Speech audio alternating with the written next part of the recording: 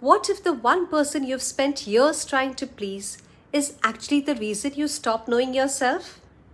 I know it sounds harsh, but I have lived it.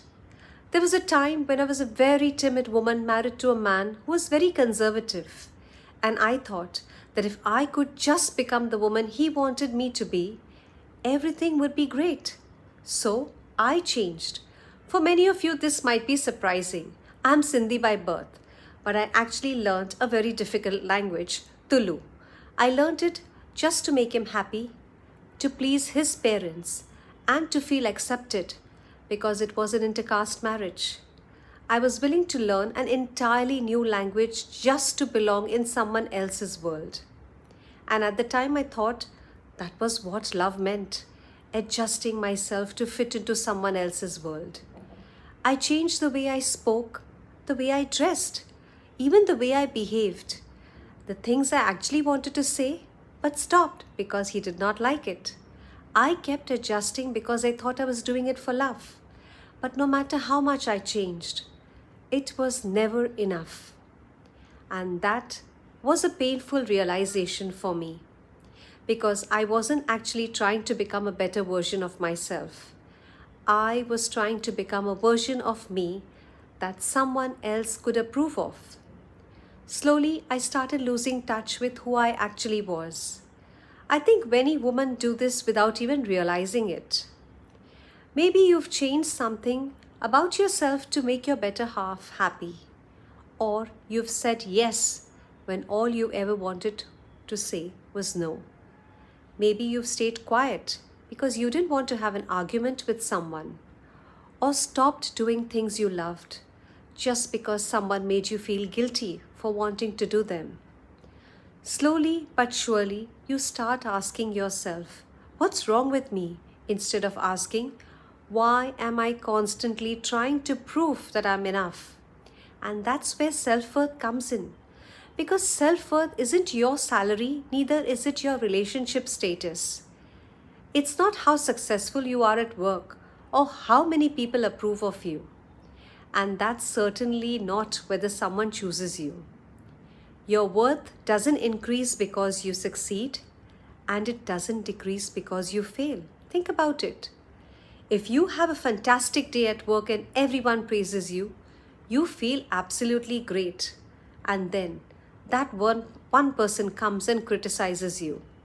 Suddenly, that comment takes away everything you were feeling. And do you know why?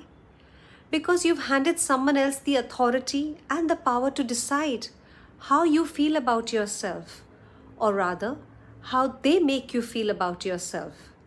And that's the question I want to ask you today. Who is keeping the score in your life? Is it your partner, your family, your boss, friends, society, or social media? Because if everyone else gets to keep the score, you're going to spend your life trying to win a game that wasn't even yours. I know this because I have lived it. For a very long time, I thought being a good woman meant keeping everyone happy, being understanding, adjusting, compromising, keeping the peace.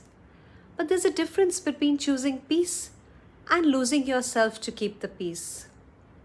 And I learned the difference the hard way. Because confidence doesn't come from becoming the person everyone wants you to be. It begins when you trust yourself enough to be who you are.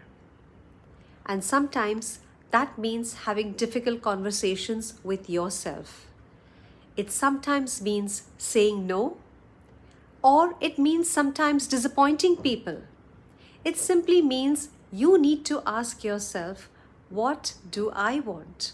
Not what will make them happy, not what will keep the peace, and absolutely not what will make everyone approve of you. What do I want? This particular question has a lot of power because when you've spent years putting everyone else first, you may not even know the answer anymore, and that's okay. You don't have to change your entire life overnight. Start small. Choose one thing today that is genuinely yours. An opinion, a boundary, a decision, or a simple no which you've been putting off for a while. Because self worth isn't something you earn, and it certainly isn't something everybody else can give you or take away from you. Your value doesn't rise when you succeed, and neither does it fall when you fail. You were valuable before the achievement, and you are still valuable even when you fail. You're valuable on days when you're not performing, being productive, or proving anything.